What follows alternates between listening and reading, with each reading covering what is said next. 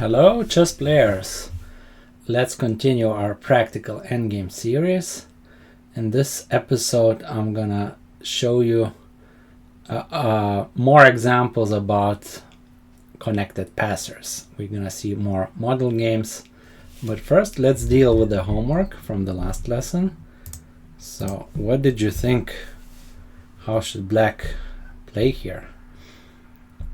And the correct move was a5. Why do we play this move? We avoid the creation of connected passers by our opponent. So if you thought about g4, not a good move. It would complicate matters a lot, because white exactly wants to play a5 to create connected passers. How they create this? We take and they go c5, yeah, and the game becomes very messy.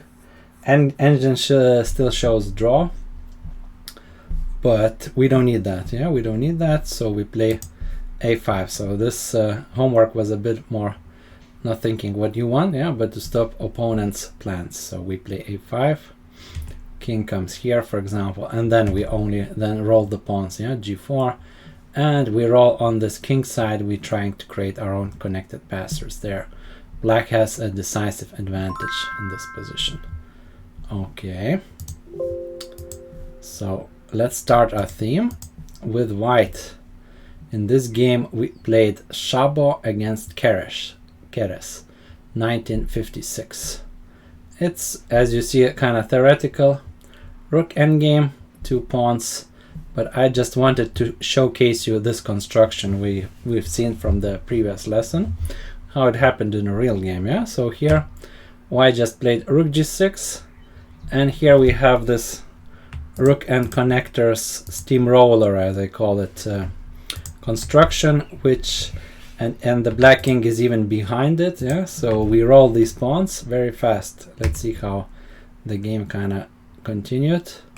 Now h6 was played. Be careful, yeah, g5 allows king to get back, and then actually black makes a draw like this. Yeah, cannot, yeah, don't blunder this. Rook g6, yeah, white wins the rook. So, but black just goes here, and these pawns and the rook together is unstable now, yeah, so white is gonna lose a pawn. So instead of g5, just go h6. We know this advance, yeah, then we go g5, then rook advances one kind of rank further, and then the pawns again advance. So rook h2 happened, g5, king d3. Well, black was desperate. He went for some attack against our own king, yeah, for some miracle mates, but there isn't any. If they go back, then this construction works on its own, yeah, it's unstoppable. So next move is gonna be h7, pawn's gonna roll, and finally we're gonna promote there. So this happened, but we just have to be kind of awake, yeah, not to get into a mate. So just give a check, and black actually resigned in the game in view of what? Yeah, king c6, c4, for example, and we just roll the pawns. That's how white won in this game. Let's see the next one. Here we have another example from these two connectors, but this time black made a big blunder. So this was from Polgar-Gashimov Blitz 2009. Yeah, so imagine, yeah, this is a blitz game, so we shouldn't be too harsh. So how would you win with black? Yeah, my first question, and then we'll see what actually happened in the game, what blunder was made. So how would you win with black? Pause for a bit. Well, there are actually two ways to win. An easy one is this, and we just cut off the king, yeah, cut off the king, move the rook, and then we slowly advance these pawns. He cannot, yeah, he cannot block with his king. We're controlling this rank, so we're gonna slowly advance, yeah, maybe put the king kind of here, advance the pawn, hide behind these pawns, and move forward. So another winning move would be a tactical one, g4, rook takes, yeah, this we just need to calculate a bit, and then we win. How? We just block the king, yeah, because we have a rook pawn, so we shouldn't allow the white king to go here. All right, but in the game, blunder happened. Yeah, it was a blitz game. So black just thought they're going here with the king, but missed what? Yeah, how should white make a draw here? Well, white just blocked their pawns, yeah, and suddenly black is unable to dislodge the white king without exposing his own king to checks. Yeah, they don't. We have fortunately a rook on the same row, so he cannot give some checks, and the game kind of finished. Yeah, they moved around a bit, made some moves, check, king got back, continuing the waiting game, but black just waits. White just waits, yeah, and black cannot improve his position. We always either cut off the king, attack, check the king, or yeah, we keep our king in blockading position, don't allow him to dislodge our king. So game kind of finished this way. And black couldn't make any progress, it was agreed draw. Okay, so important lesson, when you have this formation, don't allow it to get blocked. Next example was this. It's black to play actually, so you can think this was from the game Timochenko-Makarichev, 1979. Yeah, so old school game from Soviet times. How should black play here? Yeah, what do we need to do? And the accurate decision was rook h2. Black just exchanges, yeah, surprisingly into opposite color bishop endgame, the rooks. But it was an accurate decision. Why? Because of the two connected pass pawns, yeah. Black doesn't need any more counterplay by white rook. So we just exchange it.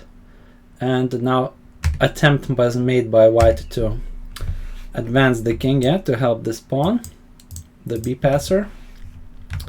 If b5, yeah, rook bishop g1, and then we just block, yeah, with the bishop this pawn, and the king cannot even, yeah, push the bishop out somehow, and it's easily winning.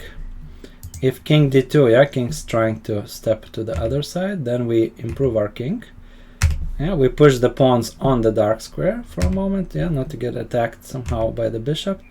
And then we connect these pawns, yeah, they're connectors, so should win. Okay, king b3 in the game, king f6, improving the king first, king b5, now starting to roll the pawns. Be careful, yeah, we don't want to do this move. Why? This move would be a bad trade for us, trading some pawn for one of our connectors. Yeah, this would be a really bad trade and would give white chances to draw. So we don't want to trade just any pawn for our, yeah, for our treasure, for our connectors. g5 was played, keeping these pawns together.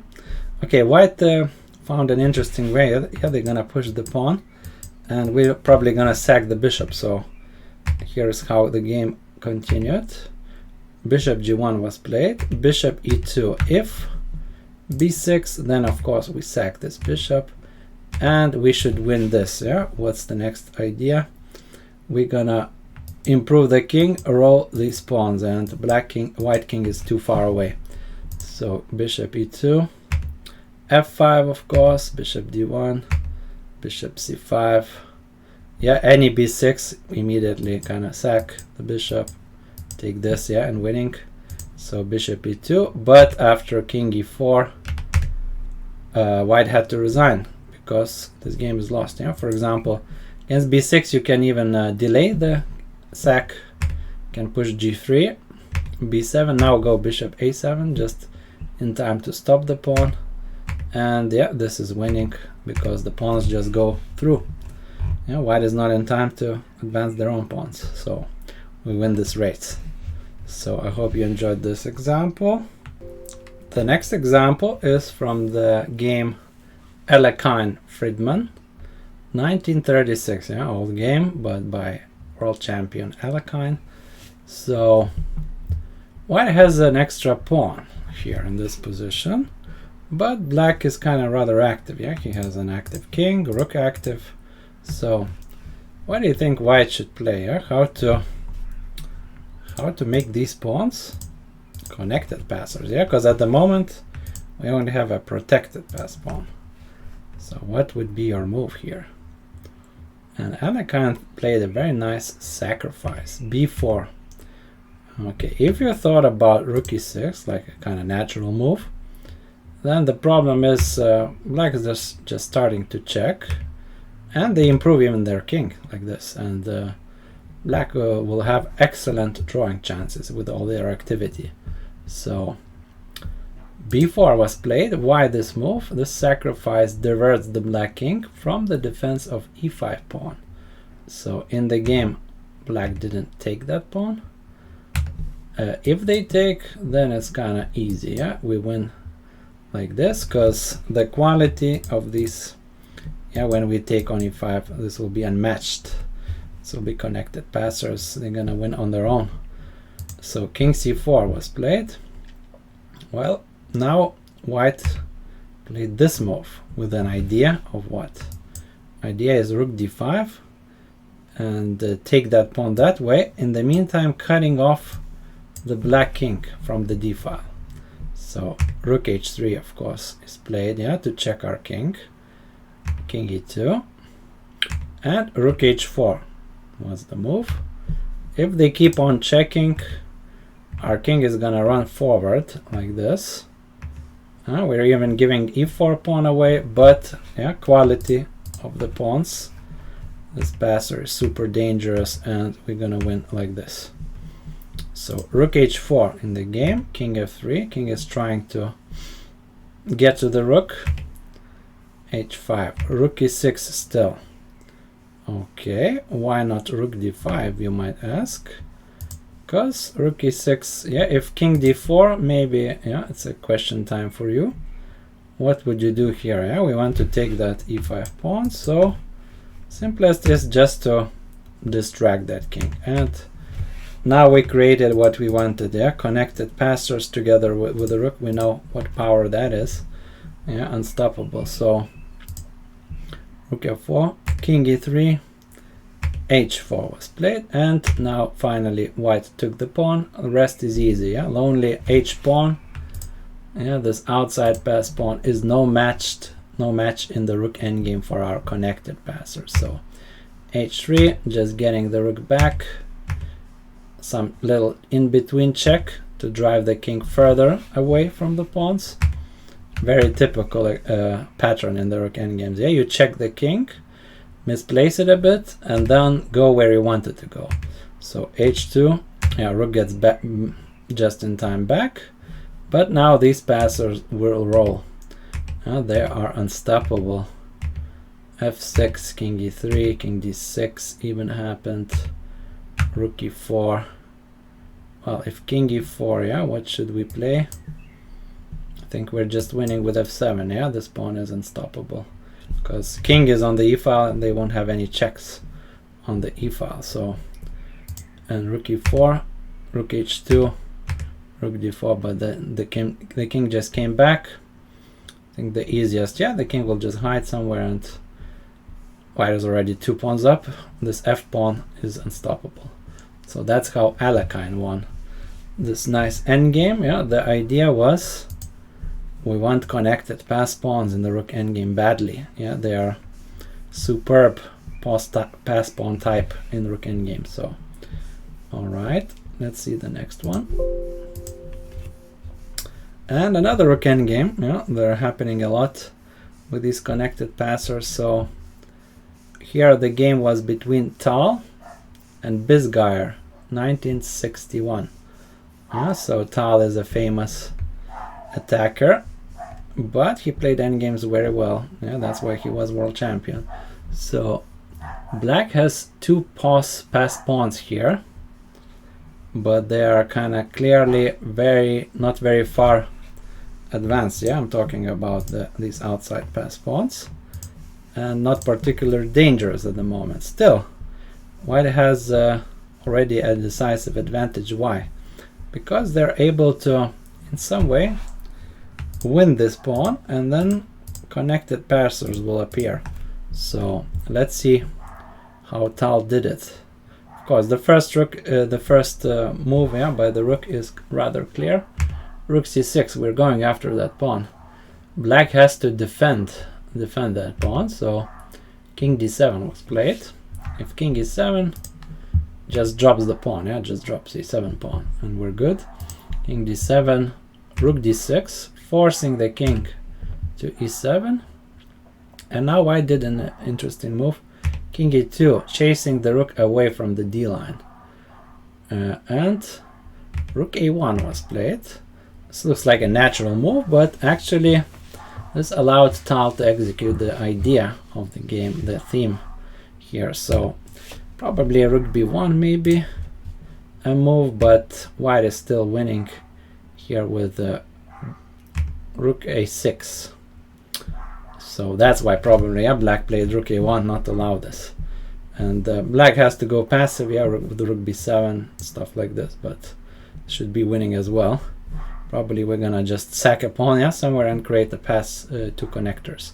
So my question to you is, why not d5 at this moment? Why not create?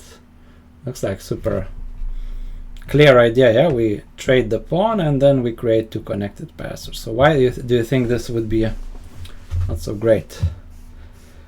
Well, actually this would be a huge blunder. Black we could even lose the game by black playing rook b6. Suddenly our rook is trapped here. It is forced to exchange. So, and turns out black is the one who is winning, because we are already in the pawn endgame, king and pawn endgame, where we know that in that endgame the outside passers, they dominate every other pass pawn type. They're gonna win on their own. So even if we have a protected passer here, it is no match. We're not able to stop these pawns. They're just gonna roll on their own and win the game. So this was a huge, you see how easy it is to totally botch up the winning position in chess. Just one blunder can play the full game very good, but one blunder in the end game and it's lost even. So that's why the against rook b1, rook a6 is the right move, not d5. So rook a1 was played, but now Tal executes already. We know this idea. We need to trade this e6 pawn to get connectors. So d5. Now d5 is possible. Great move. White kind of even not trades. They sacrifice this pawn. They don't take back on d5. They go f5 immediately. So this is much more important. These connectors are a much more important thing than taking the pawn back. Maybe the king will just take it back at some moment. So these connected passers are no match for the rest of black pawns. They're gonna, the power of them, they're gonna roll on with the rook supported very fast. Quality of the pawns. So rook a2 was tried. If black kind of cuts off our king, we go this way. Rook d7. If king e6, then this typical move and the structure rolls on its own. And if king e8, e6, together with f7, mate threats, we're gonna promote. F7, rook d8, next is just gonna promote. So rook a2, now the king, white king is just running up the board towards the h pawn. Rook a1 was played, just take this pawn. h1, king is kind of trying to hide there. And rook g6 wins immediately, of course, just blocking the check, and f6 advance will be unstoppable. So but Tal just wanted to kind of mess around a bit to repeat the moves, so he repeated a bit, then played f6 even. So king e8 and rook e6 was played. But this rook is getting into the position to support the pawns, and after this black resigned. Why? Because we're just advancing like this, and promoting, and then the rook will easily stop the rest of the pawns. Black will have to give up their rook, and then white easily wins. So this this example actually showcased a couple important things at the beginning of the game. Like this, after d5, what to learn from this example? When it comes to passed pawns, in most cases quality beats quantity. Yeah, we see that connected passers, in rook endgame, I would say one of the most dangerous types, probably the most dangerous. In pawn endgame it's a bit trickier. Yeah, the outside passers, two outside passers beat everyone else. Second thing, connected passed pawns are generally very strong, and they can be used in connection with mating ideas, especially in rook endgames. And the third thing we can learn is simple clearance sacrifice. Yeah, d5, like shown here, is an instructive example of one way you can create a passed pawn. Here it's connected passed pawns. They are created, very important in the rook endgame, and that's how you do it. Yeah, so very nice game by Tal. The next game is also a rook endgame. Yeah, so this lesson is kind of all about rook endgames and how connectors are created there. It's from the very good book by Hellsten. It's called Endgame Strategy. Yeah, I leave it in the description. You can check it out. There is an even chessable version of it. I choose many examples from that book and other sources.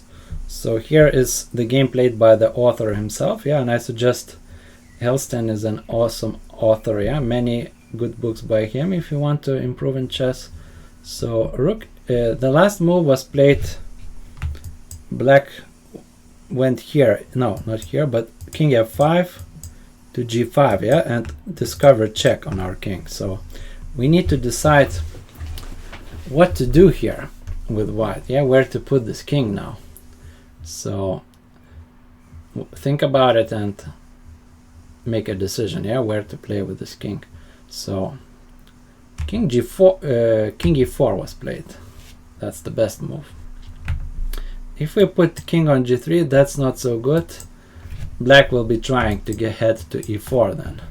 So, but king g4 of course allows king e4 allows king g4 move. And now the plan for black is simple. We're gonna just take this pawn and go with their own passed pawn. So what should white do? They went after some pawns. King g3.